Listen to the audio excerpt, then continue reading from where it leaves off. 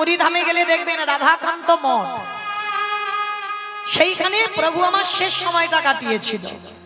তা প্রভু আমার নবদ্বীপে থেকে যখন ওই পুরী ধামে গেলেন, পুরী ধামে গিয়ে বাবা সিদ্ধান্ত নিয়েছিল আমি বৃন্দাবন যাত্রা করব। তা পুরী ধাম থেকে বৃন্দাবনে যাবে, তো নবদ্বীপ বাসীদের খবর দিয়েছে তোমরা একবার করে আমায় দেখে যাও, আমি বৃন্দাবন যাত্রা করব। তা যখন নবদ্বীপ বাসীরা খবর পেল মা, সঙ্গে সঙ্গে নবদ্বীপের মানুষরা নিমাই যেটা যেটা খেতে ভালোবাসে সবাই নিমাইকে খাওয়াবে বলে সবাই দল বেঁধে যাচ্ছে খাবার নিয়ে নিমাইকে খেতে দেবে। শ্রীধর যখন সংবাদটা পেল বাবা অনেক দেরি হয়ে গেল।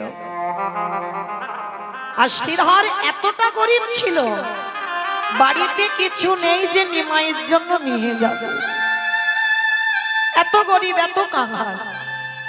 তা সবাই যখন ভালো ভালো খাবার নিয়ে যাচ্ছে, শ্রীধর কি নিয়ে যাবে জানো? বাড়িতে কিছু ছিল না, শুধু ছিল মা গাছে একটা মোচা হয়েছিল।